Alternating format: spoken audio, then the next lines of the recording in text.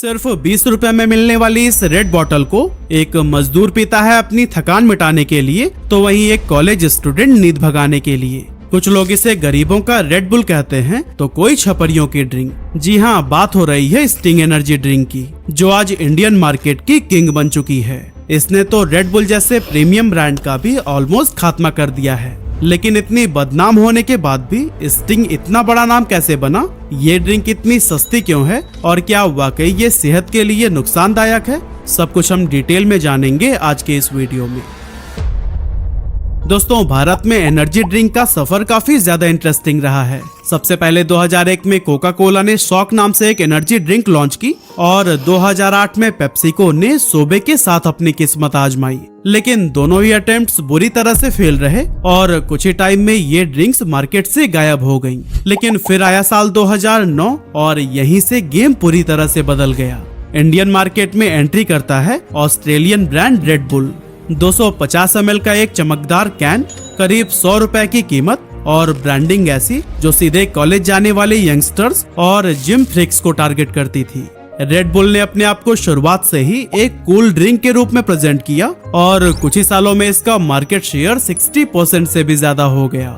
Red bull ने न सिर्फ इंडियन मार्केट में एनर्जी ड्रिंक की एक पूरी कैटेगरी खड़ी की, बल्कि ये भी दिखाया कि एक एनर्जी ड्रिंक लोगों की लाइफस्टाइल का भी हिस्सा बन सकती है। और फिर इसी सक्सेस को ही देखकर मार्केट में एक के बाद एक नए खिलाड़ी कूद पड़े। यूएसए से आया मॉन्स्टर एनर्जी, जो कि इंटरनेशनल लेवल पर रेड बुल का सबसे बड़ा कॉम्पिटिटर माना जाता है। तो वहीं इंडिया में लॉन्च किया गया जिंगा और क्लाउड9। और इन दोनों ही ड्रिंक्स की खास बात थी इनका 25 रुपए वाला अफोर्डेबल प्राइस टैग।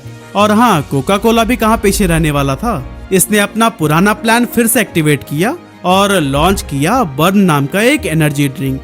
लेकिन ये सारी कोशिशें ज्यादा देर तक नहीं टिक पाई।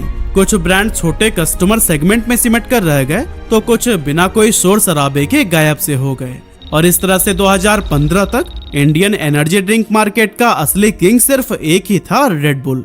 इसने खुद को एक प्रीमियम सिंबल बना लिया था, एक ऐसी ड्रिंक जिसे पीकर लोग कूल और क्लासी दिखना चाहते थे। लेकिन दोस्तों, एक तरफ जहां रेड बुल का एम्पायर एक्सपैंड कर रहा था, वहीं दूसरी तरफ पेप्सिको के लिए हालात बुरे होते जा रहे थे।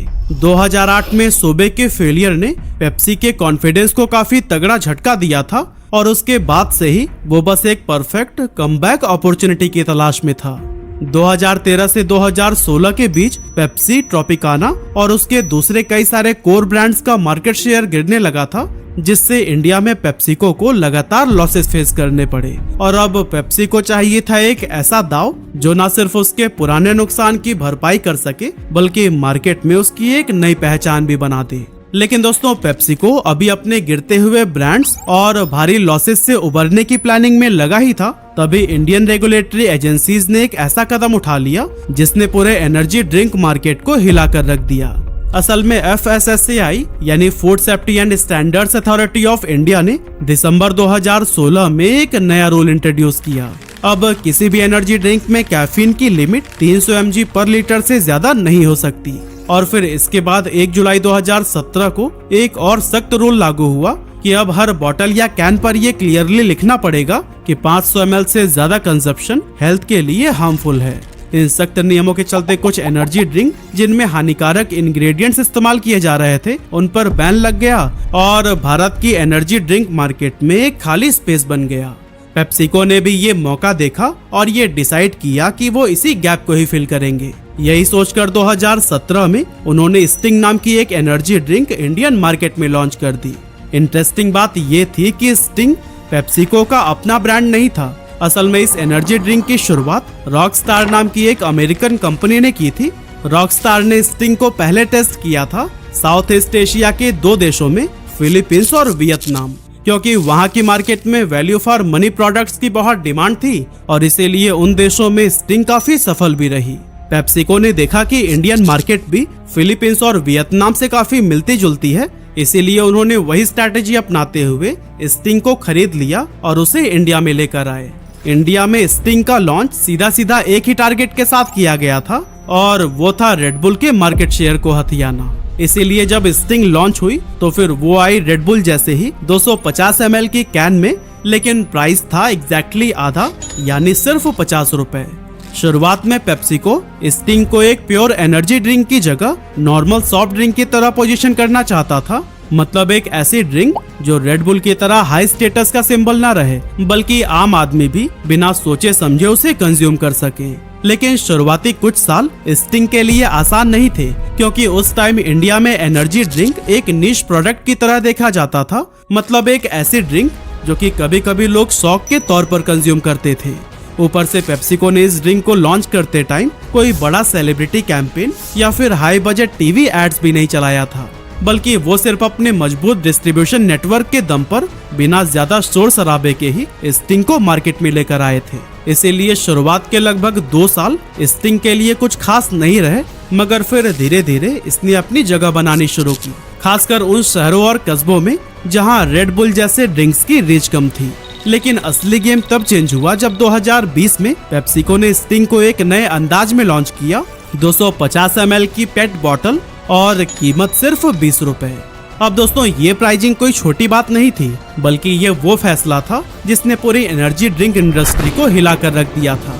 अब स्टिंग एक प्रीमियम प्रोडक्ट नहीं रहा, बल्कि एक ऐसा प्रोडक्ट बन चुका था जो कि आम सॉफ्ट ड्रिंक के बराबर खड़ा था। पहली बार एक एनर्जी ड्रिंक उस लेवल पर पहुंच चुकी थी जहां गली के पान वाले से लेकर गांव के जनरल स्टोर तक हर कोई इसे स्टॉक करने लगा था। रेड बुल अब भी 100 रुपए में था और स्टिंग सिर्फ 20 रुपए में। कुछ ही महीनों में जो ड्रिंक पहले सिर्फ कूल कैफेज और नाइट क्लब में दिखती थी, वो अब स्टूडेंट्स, मजदूरों और ऑटो ड्राइवर्स की पहली पसंद बन गई। पेप्सिको की स्ट्रॉन्ग सप्लाई चेन और एग्रेसिव प्राइसिंग स्ट्रैटेजी का जादू ऐसा चला कि सेल्स आसमान छूने लगी। और 2020 के बाद स्टिंग ने जो रफ्तार पकड़ी, उसकी पेप्सिको को भी शायद उम्मीद नहीं थी। रिपोर्ट्स के मुताबिक 2021 में इंडिया के अंदर स्टिंग ने करीब 2.3 करोड़ बॉटल्स बेचे। फिर 2022 में ये नंबर बढ़कर 6.5 करोड़ हो गया और 2023 में तो रिकॉर्ड ही टूट गया, 11 करोड़ बॉटल्स बिक गए। मतलब कि सिर्फ 4 सालों में ही स्टिंग ने इंडियन एनर्जी ड्रिंक मार्केट का पूरा नक्शा ही बदल दिया। 2018 में जहां रेड बुल के पास 75% मार्केट शेयर होता था, 2023 तक स्टिंग अकेला 90% शेयर का किंग बन चुका था, जबकि रेड बुल का शेयर गिरकर सिर्फ 7% पर आ गया। यहाँ तक कि पेप्सिको का भी कहना है कि स्टिंग की ग्रोथ रेट पिछले 30 सालों में किसी भी सॉफ्ट ड्रिंक ब्रांड से कहीं ज्यादा रही है। और दोस्तों स्टिंग के इस कामयाबी के पीछे कोई एक नहीं बल्कि काफी सारे रीजंस हैं, और एक सबसे बड़ा रीजन तो हम आपको बता ही चुके हैं, जो थी इसकी प्राइसिंग। दूसरा बड़ा फर्क था पैकेजिंग और सप्लाई चेन का। असल में रेड बुल सिर्फ एल्यूमिनियम कैन में मिलता था, जो कि बाहर से इंपोर्ट होता था। मतलब कि उसके हर एक कैन को इंडिया में लाने का कॉस्ट बहुत ज्यादा था। इसके अपोजिट स्टिंग को यहाँ इंडिया में ही मैन्युफैक्चर किया गया, और पेप्सिको के बॉटलिंग पार्टनर वरुण बेवरेजेस का वेल ऑर्गेनाइज नेटवर्क इस ड्रिंक को देश के हर कोने तक काफी तेजी से पहुंचाने लगा। इसके अलावा पेट बॉटल यानी पॉलीथीन टेरिपिथालेट फॉर्मेट एक मास्टर स्ट्रोक बना, क्योंकि एक तो ये सस्ता था, ऊपर से कैरी करना भी काफी आसान। रिजल्ट ये हुआ कि 2022 तक स्टिंग 2 मिलियन से भी ज्यादा रिटेल स्टोर्स पर मिलने लगा। और दोस्तों ये वही नेटवर्क था जो कि पेप्सी या कोक जैसे एस्टेब्लिश ब्रांड का होता है। यानी ये ड्रिंक सिर्फ बड़े शहरों तक ही सिमट कर नहीं रहा, बल्कि छोटे गांव और कस्बों की किराना पान की दुकानों तक भी पहुंचा। जबकि रेड बुल और मॉन्स्टर जैसे ब्रांड्स सिर्फ बड़े शहरों के हाई एंड स्टोर्स में मिलते थे। इसके अलावा मार्केटिंग के मामले में भी स्टिंग ने एक अलग स्ट्रैटेजी अपनाई, क्योंकि जहां रेड बुल अपने आप को फार्मूला 1 रेसिंग और महंगे ग्लोबल कैंपेन से कूल दिखाने में लगा रहा, वहीं स्टिंग ने शुरुआत में किसी बड़े सेलिब्रिटी ब्रांड एम्बेसडर का सहारा नहीं लिया। इसकी ब्रांडिंग एकदम प्योर देसी अंदाज में की गई, जिससे कि आम लोग भी रिलेट कर सके। लाल चमकदार बॉटल, कैंडी जैसा मीठा टेस्ट और एक सिंपल टैगलाइन, एनर्जी बोले तो स्टिंग। यही वजह थी कि 2019 से 2021 के बीच स्टिंग बिना किसी बड़े सेलिब्रिटी प्रमोशन के भी वायरल होता चला गया, और लोग इसके टेस्ट और इंस्टेंट एनर्जी इफेक्ट के बारे में सोशल मीडिया पर भी बात करने लगे। लेकिन फिर इसके बाद पेप्सिको ने स्टिंग की रीच को नेक्स्ट लेवल पर ले जाने के लिए अपना मार्केटिंग स्किल बढ़ाया और बॉलीवुड एक्टर अक्षय कुमार को ब्रांड एम्बेसडर बना लिया। अब स्टिंग की रीच सिर्फ दुकानों पर नहीं, बल्कि टीवी स्क्रीन्स और थिएटर्स तक फैलने लगी। साथ ही पेप्सिको ने कुछ अलग टाइप के कैंपेन्स भी लॉन्च किए, और इसका एक एग्जांपल था 2024 का डार्ट कैंपेन, जो कि एक शॉर्ट थ्रिल मूवी की तरह डिजाइन किया गया था। इस ऐड को पूरे देश के पीवीआर सिनेमाज में 2 मिनट की एक छोटी सी मूवी के रूप में दिखाया गया। 133 सेकंड के इस ऐड में एक इंटरेस्टिंग कहानी दिखाई गई, जिसमें एक सिक्योरिटी गार्ड स्टिंग पीकर एनर्जी से भर जाता है और एक स्नाइपर की साजिश को नाकाम कर देता है, जिससे एक इंडस्ट्री टाइकून की जान बच जाती है। लेकिन दोस्तों, जैसे जैसे स्टिंग की पॉपुलैरिटी बढ़ी, वैसे इसके चारों तरफ कुछ परसेप्शंस भी बनने लगे, जैसे कि इसकी कम कीमत की वजह से काफी सारे लोग इसे गरीबों का रेड बुल कहने लगे। साथ ही बहुत सारे लोगों ने इसे छपरियों की एनर्जी ड्रिंक का भी नाम दिया। अब दोस्तों, इसके पीछे एक हार्श लेकिन असल सच था कि स्टिंग के सबसे बड़े खरीदार वो दिहाड़ी मजदूरी करने वाले लोग बने, जो कि हर रोज जी तोड़ मेहनत वाला काम करते हैं। थकान से टूटा हुआ मजदूर, दिन भर रोड पर रिक्शा खींचने वाला या फिर एक कंस्ट्रक्शन वर्कर, ये लोग स्टिंग इसलिए पीते हैं क्योंकि इससे इन्हें सस्ते में वो इंस्टेंट एनर्जी मिलती है, जो कि इनके काम में बहुत हेल्प करती है। लेकिन फिर दोस्तों, इसके बाद से पढ़े लिखे तबके के बहुत सारे शहरी लोग अब स्टिंग पीने में शर्म महसूस करने लगे। सोचिए, एक ड्रिंक जो एनर्जी के लिए बनी थी, उसे क्लास और सोशल इमेज के तराजू में तौला जाने लगा। लेकिन सच्चाई ये भी है कि इंडिया की मेजॉरिटी पॉपुलेशन उन्हीं लोगों से ही बनी है जो कि स्टिंग को रोज कंज्यूम करते हैं, बिना किसी ब्रांड परसेप्शन के, सिर्फ अपनी जिंदगी की थकान मिटाने के लिए। और यही वजह है कि इन सोशल स्टीरियोटाइप के बावजूद स्टिंग की ग्रोथ कभी नहीं रुकी। इसके अलावा बहुत सारे लोगों के मन में स्टिंग को लेकर कुछ हेल्थ कॉन्सर्न्स भी हैं और लोग इसे लाल रंग वाला जहर, लत लगाने वाला नशा और ना जाने क्या क्या कहते हैं। पर इन सभी बातों के पीछे सच्चाई क्या है? क्या स्टिंग वाकई दूसरे एनर्जी ड्रिंक से ज्यादा नुकसानदायक है? आइए इसको समझने की कोशिश करते हैं। वैसे आगे बढ़ने से पहले मैं आपको एक डिस्क्लेमर देना चाहता हूं कि जो भी इन्फॉर्मेशन मैं आपको शेयर करने वाला हूं, वो पूरी तरह इंटरनेट पर की गई रिसर्च पर बेस्ड है और मैं किसी भी ड्रिंक को पीने के लिए आपको प्रमोट या इनकरेज नहीं कर रहा हूं। सबसे पहले बात करते हैं स्टिंग के लाल रंग की, जिसके चलते लोग इसकी तुलना जहर से कर देते हैं। लेकिन हकीकत ये है कि इसका ये चटक लाल रंग एलुरा रेड एसी जैसे फूड कलर से आता है, जो कि भारत में FSSAI अप्रूव्ड है। हाँ, ज्यादा मात्रा में ये भी शरीर पर बुरा असर डाल सकता है, लेकिन वो तब होगा जब आप लंबे समय तक हर रोज 2-3 बॉटल्स पी रहे हों। इसके अलावा स्टिंग के लिए लोगों में एक परसेप्शन ये भी बहुत कॉमन है कि इससे दिल कमजोर होता है और हार्ट अटैक हो सकता है, क्योंकि कुछ लोगों को स्टिंग पीने के बाद से हार्ट रेट बढ़ने की प्रॉब्लम होती है। लेकिन असल हकीकत यह है कि ऐसा कैफीन की वजह से होता है, जो कि हर एनर्जी ड्रिंक का एक कॉमन इंग्रेडिएंट है।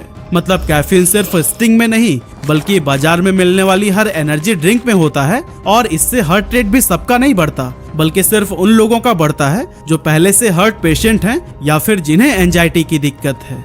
अगर स्टिंग की बात करें तो उसकी एक 250 ml की बोतल में लगभग 72 mg कैफीन होता है और ये क्वांटिटी एक नॉर्मल कप कॉफी से लगभग 1.5 गुना ज्यादा है। इसी तरह से रेड बुल के 250 ml के कैन में करीब 80 mg कैफीन होता है। मतलब कैफीन के मामले में स्टिंग और red bull almost same level पर हैं। लेकिन बात जब चीनी की होती है तो यहाँ पर एक बड़ा डिफरेंस सामने आता है। स्टिंग में 6.8 ग्राम पर 100 ml चीनी होती है, जबकि रेड बुल में ये क्वांटिटी 11 ग्राम पर 100 ml तक पहुंच जाती है। यानी सर्विंग साइज के हिसाब से स्टिंग में दूसरे पॉपुलर एनर्जी ड्रिंक से कम शुगर है।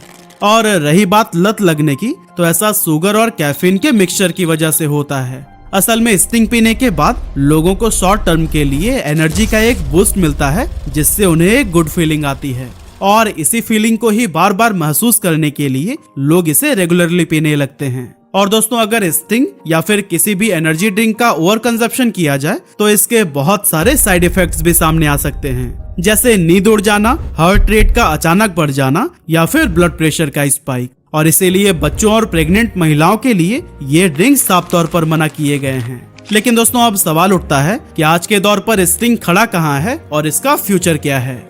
देखिए दोस्तों, 2024 की एक रिपोर्ट के मुताबिक इंडिया की एनर्जी ड्रिंक मार्केट 7800 करोड़ रुपए से ज्यादा की हो चुकी है और अनुमान है कि 2030 तक ये 16,000 करोड़ रुपए को भी क्रॉस कर जाएगी। और क्योंकि स्टिंग इस मार्केट का सबसे बड़ा प्लेयर है, इसीलिए आने वाले कुछ सालों में ये 1.5 से 2 गुना तक ग्रो कर सकता है। रेड बुल, जो एक टाइम पर भारत में एनर्जी ड्रिंक का दूसरा नाम माना जाता था, अब सेल्स और मार्केट शेयर की रेस में बहुत पीछे छूट गया है। वहीं दूसरी तरफ पेप्सिको की इस सक्सेस को देखकर कोका कोला ने भी 2022 में थम्स अप चार्ज नाम से 20 रुपए के प्राइस पर अपना एक एनर्जी ड्रिंक लॉन्च किया था ताकि मास मार्केट में अपने पैर जमा सके। लेकिन अभी भी वो सेल्स के मामले में स्टिंग से काफी पीछे है। और दोस्तों, पेप्सिको भी सिर्फ एक प्रोडक्ट लॉन्च करके ही नहीं रुक गया, बल्कि वो लगातार नए फ्लेवर्स भी ला रहा है। फिलहाल की अगर बात करें तो स्टिंग रेड के अलावा ब्लू करंट और गोल्ड नाइट फ्यूल, ये 2 फ्लेवर्स भी इंडियन मार्केट में अवेलेबल हैं। अब अंत में बस मैं यही कहना चाहता हूँ कि स्टिंग को लॉन्च करके पेप्सिको ने ये दिखा दिया कि अगर स्ट्रैटेजी सही हो तो भारत जैसी प्राइस सेंसिटिव मार्केट में भी पुराने से पुराने कॉम्पिटिटर्स को हराया जा सकता है। वैसे आप हमें कमेंट करके जरूर बताइएगा कि क्या आपने कभी ये ड्रिंक पी है, और अगर पी है तो इसका टेस्ट आपको कैसा लगा।